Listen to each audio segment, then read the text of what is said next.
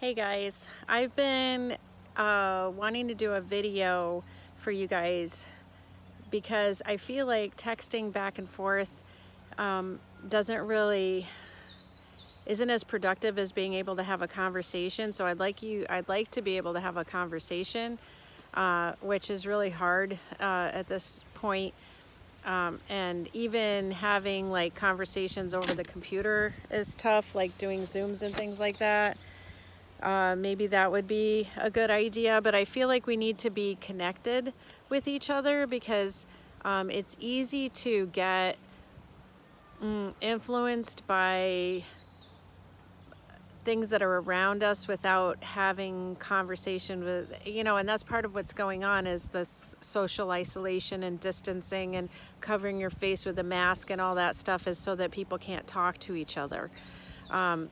So anyway, I wanted to talk because I really feel like the social media is doubling down and getting really intense as far as images and stories to lead us down a certain path and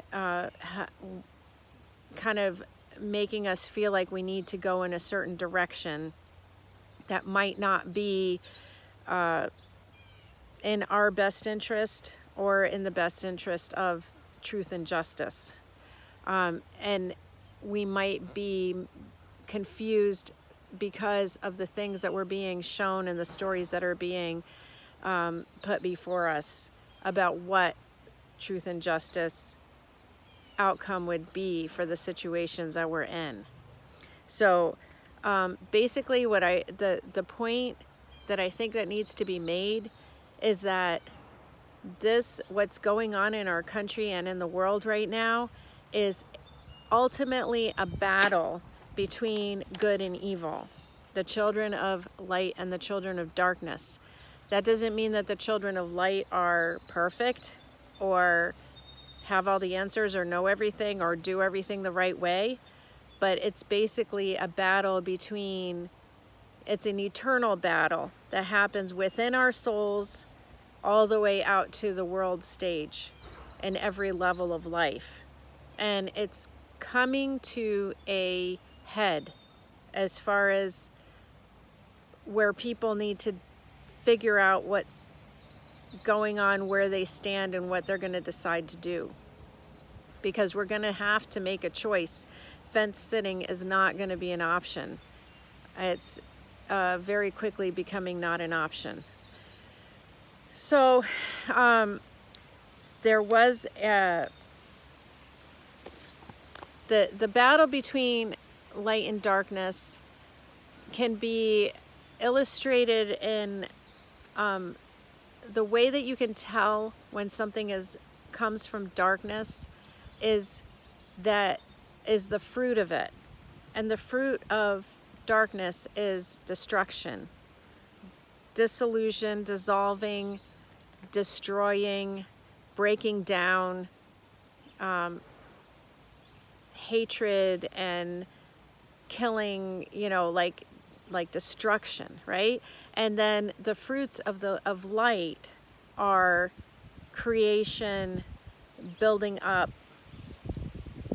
building and producing, multiplying. Those types of things are fruits of light, so opening up, those types of things. So when you look at something, when you're seeing what's going on, say, what is the fruit of what's happening right now? Is the fruit of what's happening, of what I'm seeing, is the fruit of darkness or the fruit of light? And that will help you in every situation to guide your thinking and your thought process and your decision making. So it's really as easy, it's like that basic, right? So there is a letter that recently came out from a cardinal in the Catholic Church, and I know that none of you ascribe to the Catholic faith, and that's irrelevant. it's basically this cardinal in the Catholic Church fights for light. He fights for the light. He has exposed corruption within the Catholic Church, gotten himself in a lot of trouble because he doesn't care. He doesn't play the politics. He just says things as he sees them. And so he's really at odds with the deep church. Like we have a deep state, there's a deep church. He's at odds with them.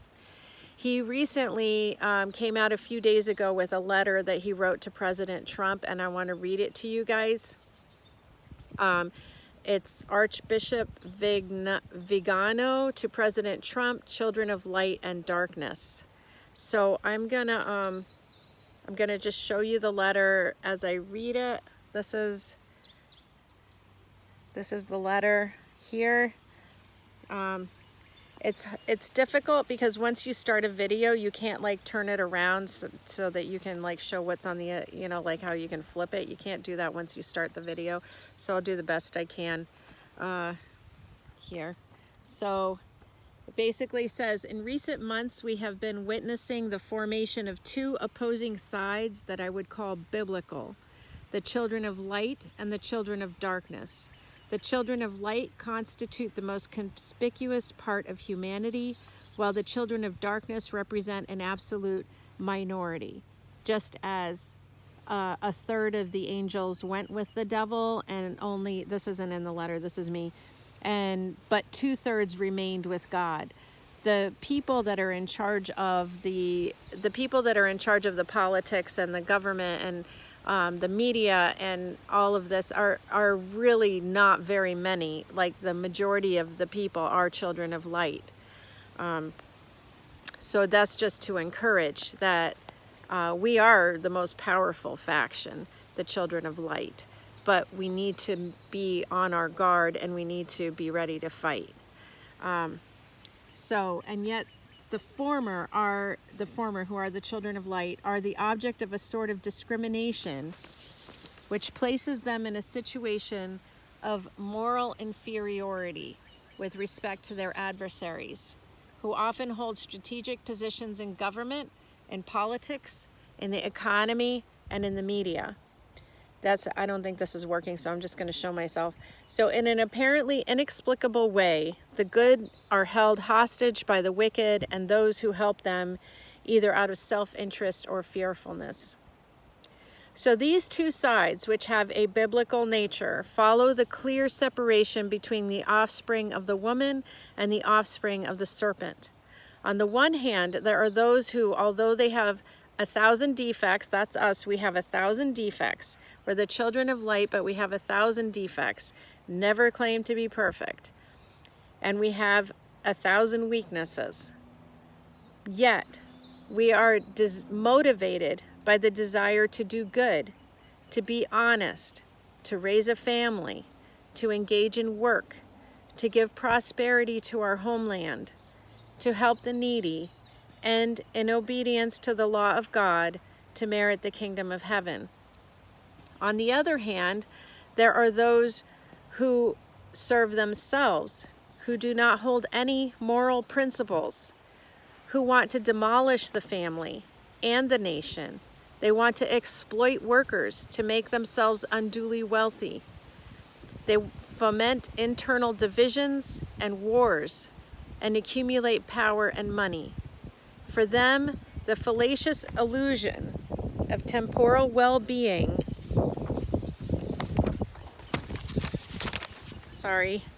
will one day, if they do not repent, yield to the terrible fate that awaits them far from God in eternal damnation. So he goes on to identify the children of darkness with the deep state. So now we get into what's going on today in our country and in the world. So in society, Mr. President, he's referring to Donald Trump, these two opposing realities coexist as eternal enemies, just as God and Satan are eternal enemies.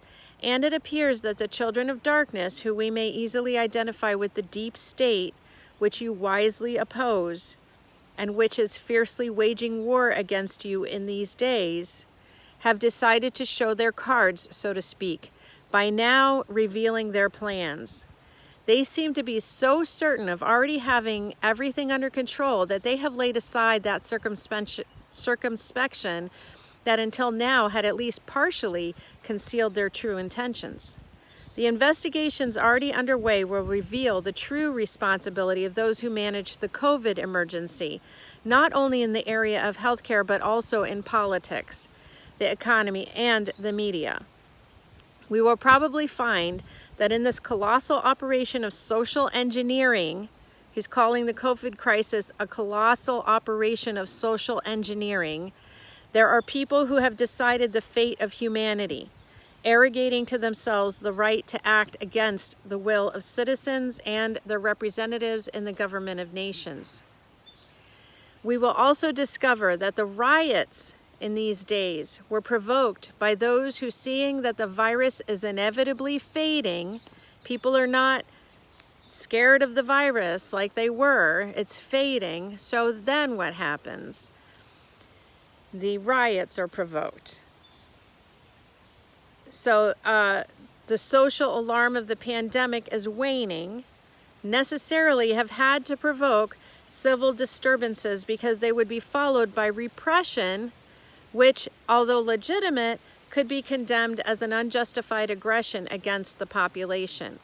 The same thing is also happening in Europe in perfect synchrony. It is quite clear, sorry, it's on the next page.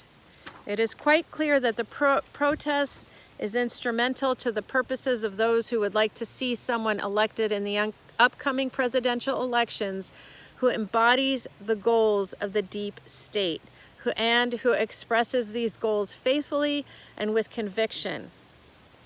It will not be surprising if in a few months we learn once again that hidden behind these acts of vandalism and violence there are those who hope to profit from the dissolution of the social order. What is the dissolution of the social order? How can you have law and order if you don't have a police force? Defund the police.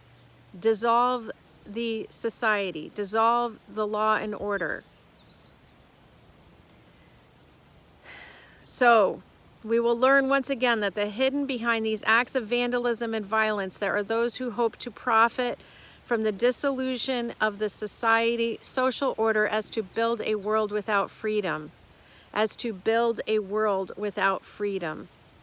Solve et coagula, as the Masonic adage teaches. And I'm going to show you the image of a Freemasonic god where it says solve et coagula. I'm going to show you this image. And on one arm, it's the right arm. Let's see, the right arm says solve, the left arm says coagula. What that means is dissolve and coagulate.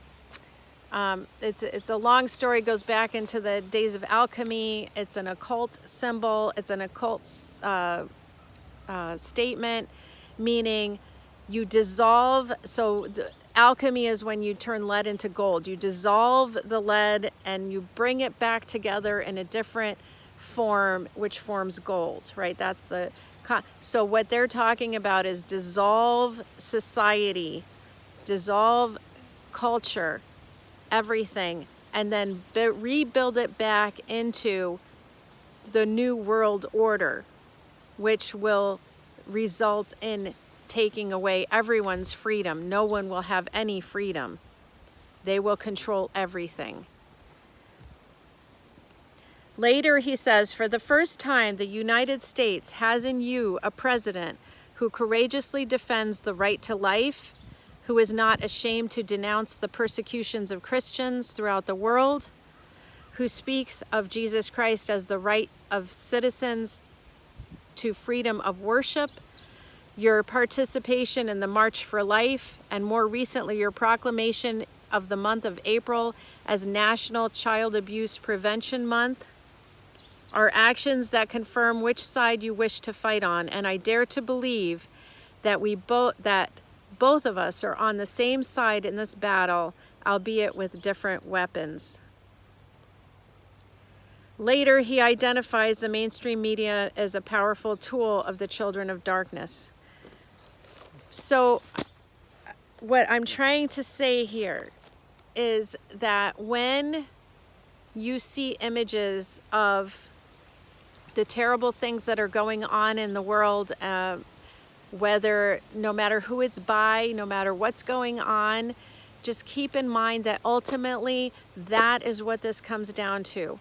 And when you are trying to make a decision about what you think needs to happen, ask yourself, what is going to be the end result? So, for example, when we're talking about defunding the police, when we're talking about disbanding police, what is the end result going to be? Is it going to be law and order and peace and harmony in our communities, or is it going to be a complete breakdown of law and order in our communities? What if they are promoting it? I can pretty much guarantee you that the end result is going to be chaos and destruction and disillusion. Their goal is to break down and destroy traditions, history, your roots, your property, your culture, your communities, your freedom. That's what the end goal is. And that's what we're fighting for. And that's what this fight is about. So, if you want to know what I'm talking about as far as the media, the social media, the videos, the pictures can all be misrepresented, go back and look at the story of Nicholas Sandmann that happened last year, and the at the pro-life march with the Indian guy that was beating the drum in his face, Phillips.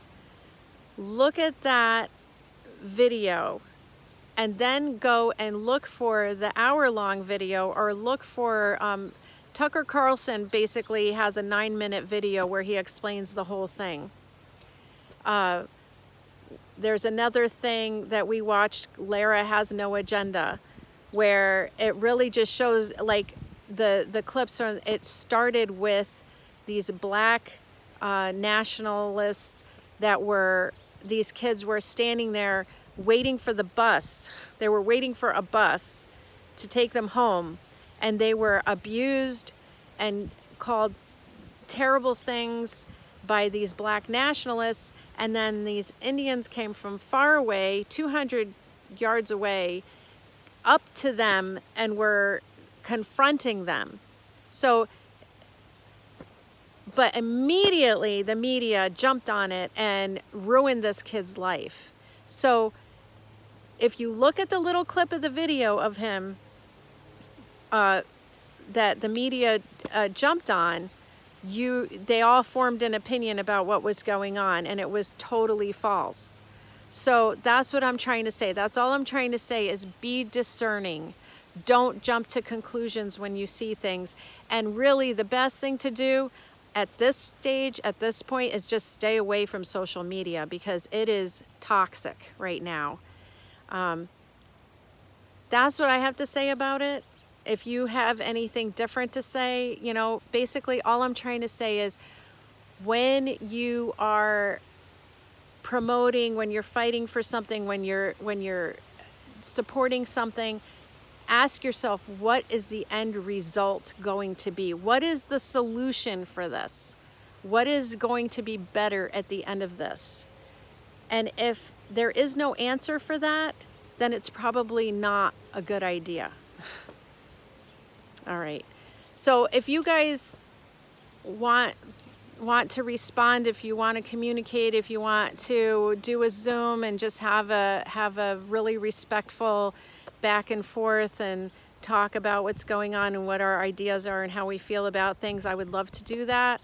But it's really up to you guys. I don't like just lecturing at people, but I really feel like it's necessary to open up a dialogue so that we're you know, we can help each other out. I love you guys, and I hope to see you and talk to you guys soon. Love you. Bye-bye.